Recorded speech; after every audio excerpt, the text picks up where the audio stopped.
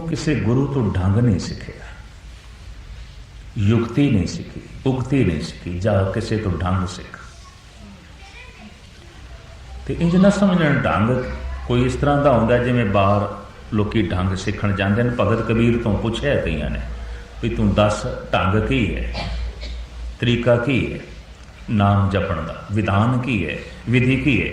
तो उन्हें जिहड़ी गल आखी वो भी मैं तुहाडे सामने रख दियां। कबीर कहंदे तज भरम कर्म विध निखेध, विध विधि ढंग, निषेध कहने है नहीं, रद्द कर दे, कोई विधि नहीं, कोई ढंग नहीं, और मैथों कोई ढंग ना पूछ। हुण कबीर जैसा संत ऐसा आखे तो थोड़ा सोचना पेगा, फिर ये कहना पेगा भी जब कोई ढंग नहीं तो तू की करना है, फिर वही दस दे, तुसी किस तरह कर दे हो वही दस दे। कबीर कहते ढंग कोई नहीं, तज भरम कर्म विध निखेध राम नाम ले ही, गुरु प्रसाद जन कबीर राम कर स्नेही। बस तू राम राम आखी जा, और कोई ढंग नहीं और कोई तरीका नहीं। हुण कोई तरीका नहीं ये भी आख गए, पर तरीका है भी दस गए। तरीका नहीं है, ऐसा आखण की लोड़ क्यों पई? दरअसल ऐसा आखण की लोड़ इस वास्ते पई है, हुण किसी बंदे दे अगों पानी का गिलास रख दईए तो वह आके ढंग दसो, तरीका दसो किवें पीए, तो उन्होंने प्यास नहीं लगी होनी, तभी ढंग पुछदा है। हुण 36 प्रकार के भोजन थाल विच परोस के बंदे दे अगों रख दईए तो वह आके ढंग दसो जी किवें छकीए, ढंग दसो, इनू भुख नहीं लगी होनी। कबीर कहते हैं जिहड़े नाम जपण का ढंग पुछदे ने, इन्होंने जपना ही कोई नहीं, ये तभी पुछदे ने, इंज इशारा कर।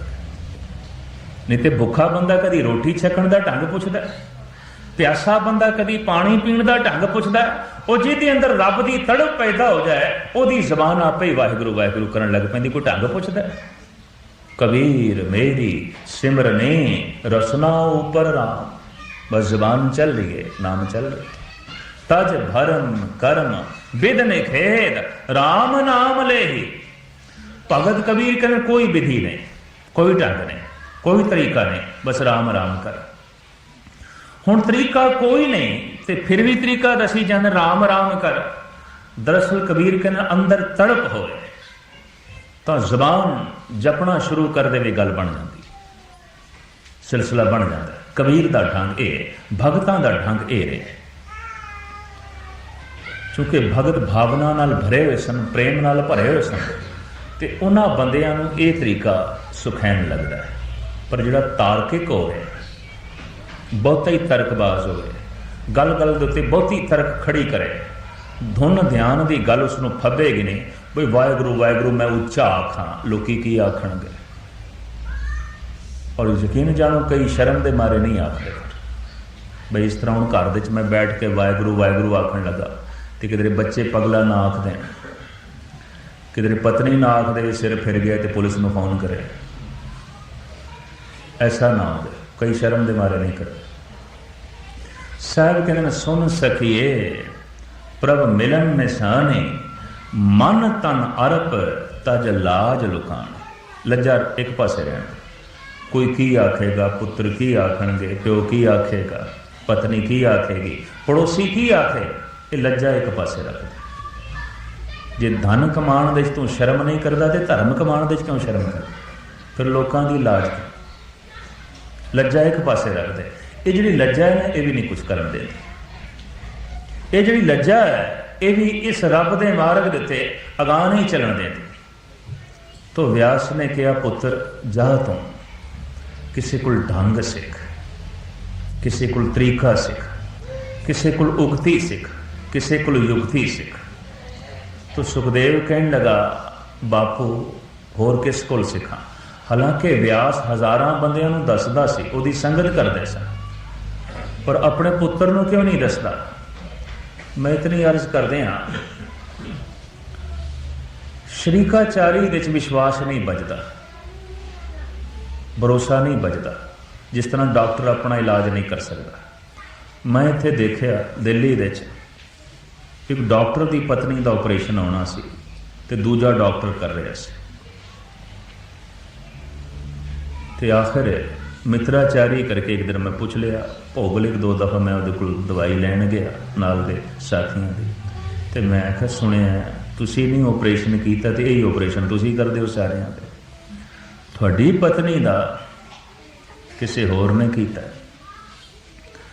कहने कि गैनी जी थोड़े अगों हुण की हथ खोलीए, क्योंकि हुण अपनी पत्नी सी ना तो किधरे लापरवाही हो जाती, क्योंकि उत्थे अनगहली बई अपना अपने बंदा, जिथे जितनी नेड़ता होवे उत्थे उतनी अनगहली आ जाती। कभी बगौर मुताला कर लेना, उत्थों मैं अंदाज़ा लाया दार्शनिक भी है, फिलोसफर भी है, ये मनोविज्ञानी भी है, मेरा डॉक्टर नहीं, इन्हें मन दियां रुचियां पढ़े। कहते जिहड़ा ओपरा है ना दूजा, उत्थे तो असीं पूरे सावधान हाँ सुचेत।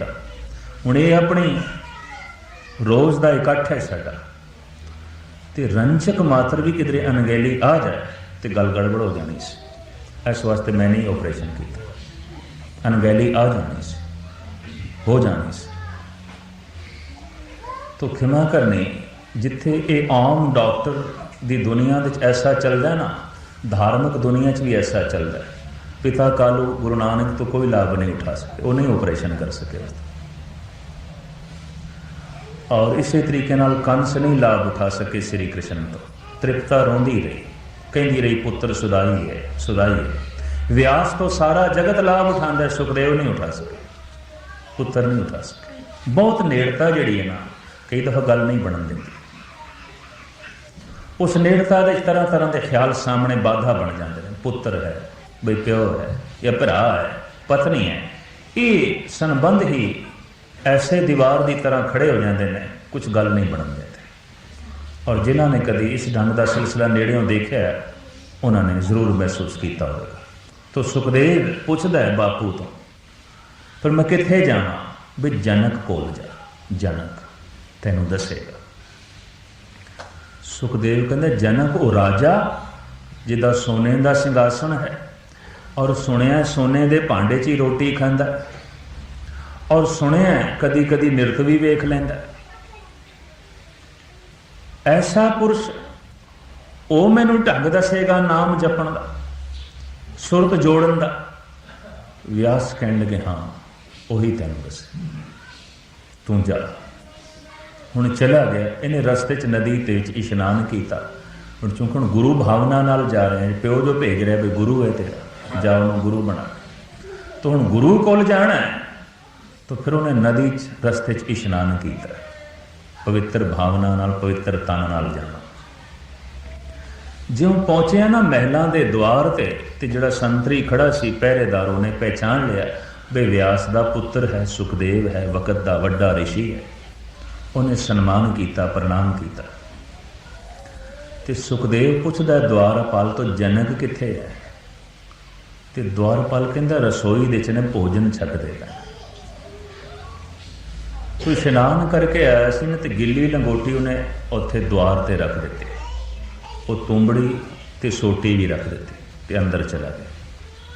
ते ज्यों जांदा रसोई दे च की देखदा, सोने दे बर्तन ते हज़ारां तरह दे सिलसिले उस रसोई दे रौनक देख के ही दंग रह गया। पहले तो ये रसोई है कि रसोई पूरा महल है, पहले तो इत्थे ही दंग रह गया। फिर तरह तरह के पकवान जनक दे अगों, ते सुखदेव कहंदे सुक्की रोटी खा के मन विच विकार पैदा हो जाते हैं। ये तरह तरह के पकवान छकण वाला बंदा की खाक नाम जपदा होगा, प्यो ने गलत थां ते भेज दिता, बहुत गलत थां ते बैठ गया। पर अंदर श्रद्धा नहीं बची, उठ खड़ा हो। तो जो उठ खड़ा होया तो जनक रोकदा भी ऋषि जी आए हो तो चल पे, कोई रब की गल करो, परमात्मा की गल करिए, चर्चा करिए। तो सुखदेव ने सीधा ही कह दिता रब की गल आउंदी है रब के प्यारियां नाल, तेरे वर्गे मायाधारियां नाल नहीं।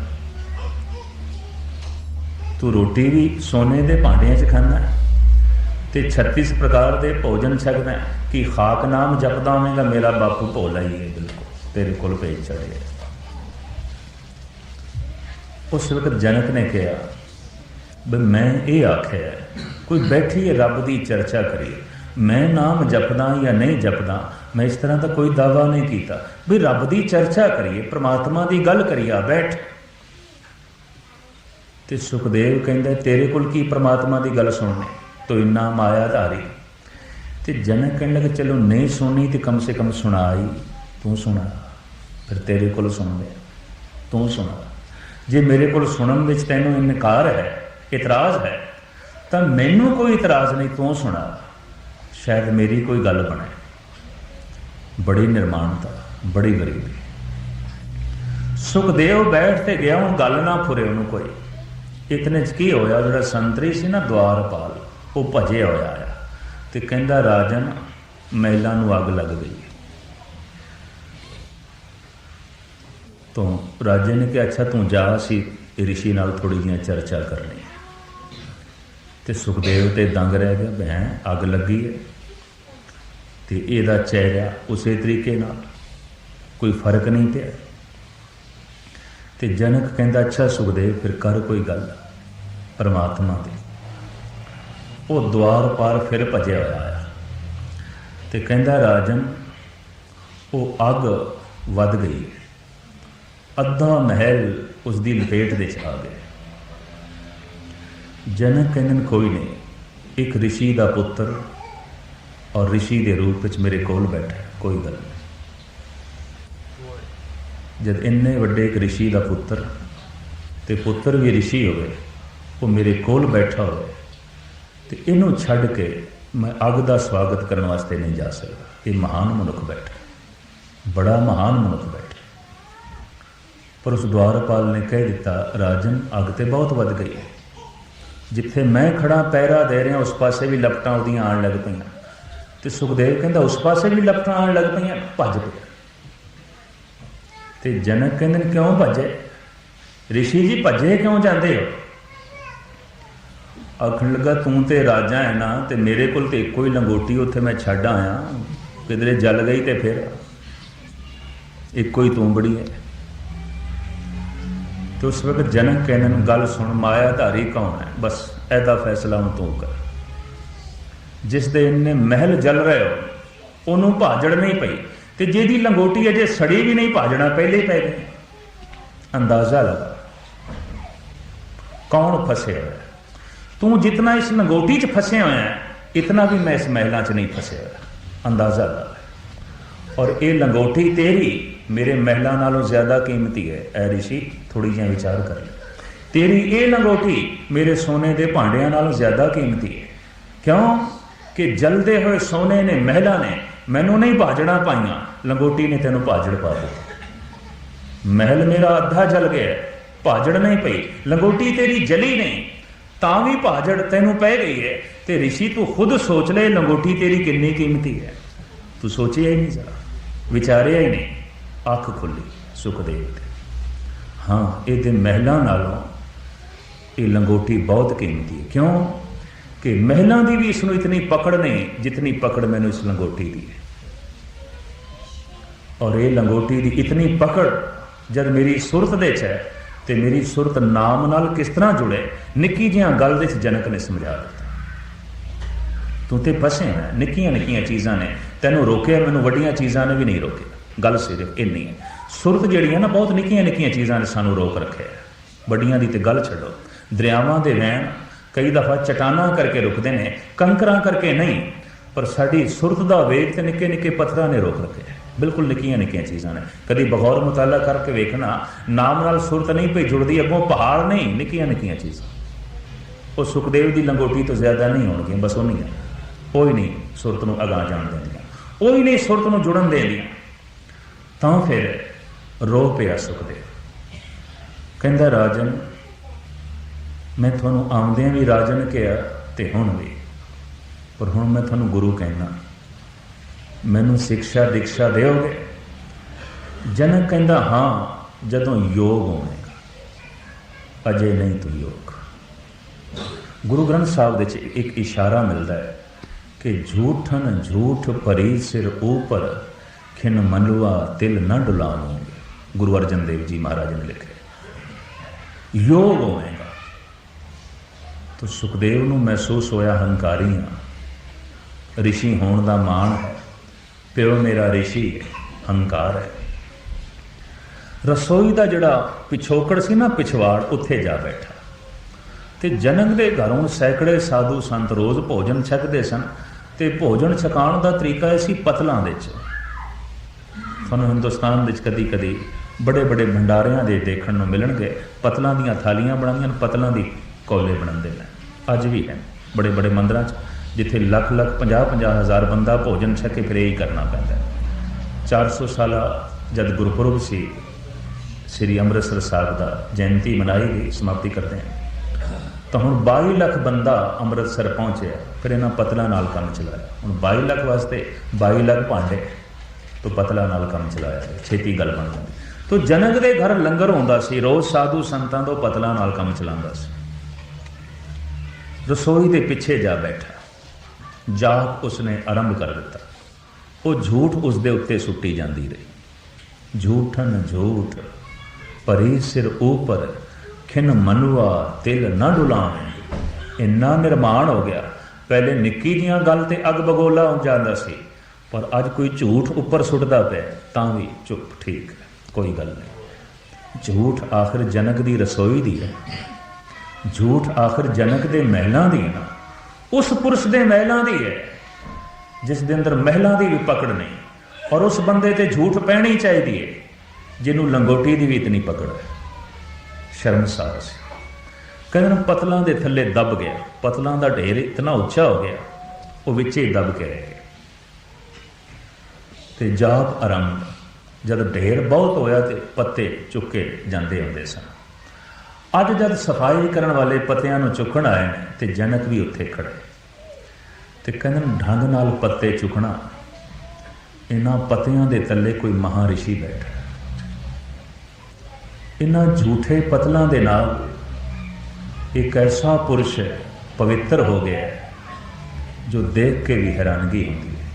ਇਹਦੇ ਉੱਪਰ ਪਈਏ ਝੂਠ, ਪਰ ਗਜ਼ਬ ਦੀ ਗੱਲ ਹੈ, ਮਨ ਦੇ ਉੱਤੇ ਜਿੰਨੀ ਝੂਠ ਪਈ ਸੀ ਸਾਰੀ ਧੁੱਲ ਗਈ। ਬੜਾ ਪਵਿੱਤਰ ਮਨੁੱਖ ਬੈਠਾ ਹੈ ਇਹਨਾਂ ਝੂਠੇ ਪਤਲਾਂ ਦੇ ਥੱਲੇ। ਇਸ ਝੂਠ ਦੇ ਥੱਲੇ ਇੱਕ ਮਹਾਨ ਆਤਮਾ ਬੈਠੀ ਹੈ।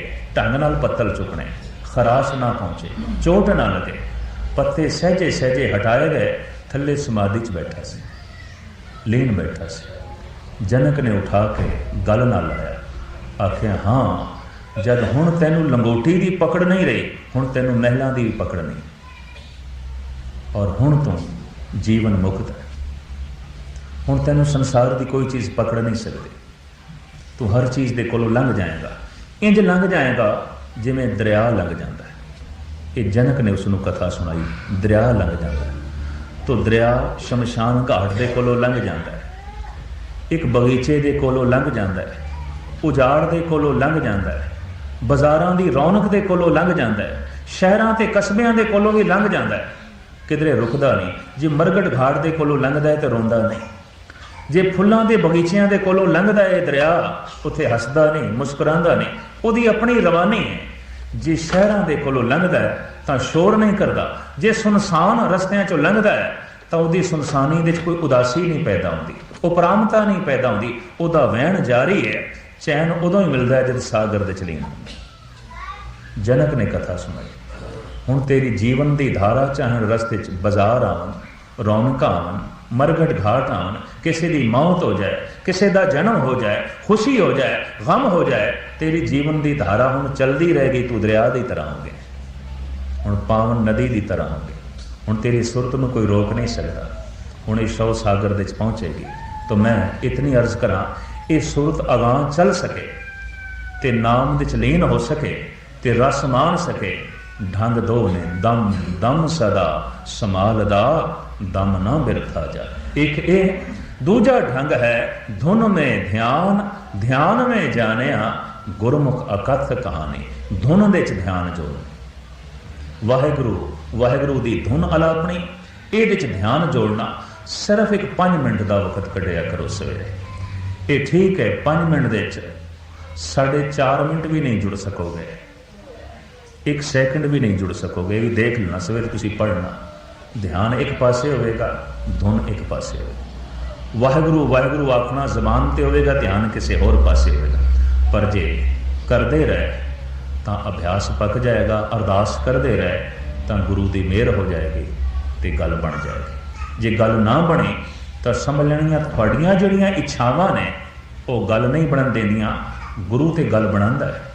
इंज ना समझना गुरु की बख्शिश किसी वक्त आती है। ये ना सोचो सूरज दे वक्त किसी वक्त अंधेरा होंदा है तो किसी वक्त रोशनी होती है। इत्थे रात हो गई है तो यदा ये मतलब नहीं सूरज दे अंधेरा आ गया। सूरज तो रोशन है, हुण भी किसी ने रोशनी दे रहे, अठे पैरों रोशन है। हाँ, जिहड़ा जमीन का खिता सूरज तो एक पासे हो जाता, उत्थे अंधकार आ जाता है। गल सारी जिहड़ी उत्थे परमात्मा हर वक्त बख्शिश करता है, पर जिहड़ा उसकी बख्शिश तो मूँह मोड़ लैंदा है, बस उत्थे अंधेरा हो जाता है। ऐसा नहीं वो करोपी करता, रब करोपी करता नहीं, करोपी करना जानता ही नहीं, वो कठोर है ही नहीं। गुरु कभी करोपी नहीं करता, गुरु कभी शराप नहीं देता, बख्शिश करता है, दया करता है। पर फर्क इतना है, हुण जिहड़ी जमीन का खिता सूरज की तरफ पिठ कर बैठे, उत्थे अंधेरा हो जाता है। तो जिहड़ा मनमुख होवे, मन के अधीन चलन वाला होवे, गुरु की मेहर तो वांझिया रह जाता है, गुरु की बख्शिश तो वांझा रह जाता है, गुरु की रहमत तो वांझा रह जाता है। और गुरु की रहमत तो खास करके वो जरूर वांझा रह जाता है जो गुरु की इच्छा विच अपनी इच्छा जोड़ता, गुरु की मर्जी विच अपनी मर्जी जोड़ता। गुरु कहता है इंज कर तो ये आखे नहीं, इंज नहीं हो सकता। गुर सिख मीत चलो गुर चाली, जो गुर कहे सोई भल मानो, हर हर कथा निराली। गुरु की इच्छा विच अपनी इच्छा जोड़ दे, गुरु की भावना विच अपनी भावना जोड़, गुरु के हुक्म विच तू राजी रह। तो बाबा फरीद कहते ना अज ही गल बन जाएगी, गल कल की तो गल ही छड़, परसों की गल ही छड़। आज मिलावा शेख फरीद टाकम कूंजणियां मनो मचिंदड़ियां, पिछले जन्म में गल बनेगी, अगले जन्म में गल बनेगी, 5-10 साल में गल बनेगी। इस चिंता च कदी ना पैना, इन्हां चक्रां च कदी ना पैना। अज ही गल बनेगी जे अपनी इच्छावां नूं एक पासे रख दईए तो गुरु की इच्छा विच राजी होके जाप आरंभ कर दईए, रस बन जाएगा, आनंद बन जाएगा। पातशाह रहमत कर असी गुरु की रजा विच राजी रह सकीए ते दम दम दे नाल उसनूं याद कर सकीए, या धुन ते ध्यान की साधना कर सकीए, तो वो अवस्था साडी भी बने। जीवन विचों सारी जिन्नी झूठ है वो सारी लह जाए, उतर जाए, तो महान पवित्र नूर अंदरों प्रगट होवे। ऐसा वसीला सतगुर साडा भी बना, ऐसा माहौल साड़ी जिंदगी विच भी बने और जीवदियां जी बने, ताकि असी कह सकीए संसार ते आया होया साडा सफल हो गया। सफल सफल सफल भई यात्रा, आवन जान रहे मिले सादा। इतने बचन प्रवान करने, मैं चंद मिनट थोड़े ज़्यादा भी ले गया, सिर्फ इस वास्ते कि कल शायद तुसी अभ्यास करो, शायद 5 मिनट वाहिगुरू वाहिगुरू का जाप करो, तो फिर कथा कहानियाँ सुनाइया ठीक, नहीं तो मनोरंजन है, बस खेमा करनी, मनोरंजन वक्त पास करना है, इस तो इलावा और कुछ नहीं। जे तुसी आरंभ किया तो फिर ठीक है, तुसी गुरु की इच्छा नाल हुण राजी हो, हुण गुरु के हुक्म नाल राजी होए, क्योंकि गुरु भी यही चाहता है, अमृत वेला सच नाम वढ़ियाई विचार। ये गुरु की इच्छा है कि गुरु सतगुरु का जो सिख अकाए, सो भल के उठे हर नाम दे आवे। बोलना चुका माफ, गज वज के फतेह प्रवान करनी। वाहिगुरू जी का खालसा, वाहिगुरू जी की फतेह।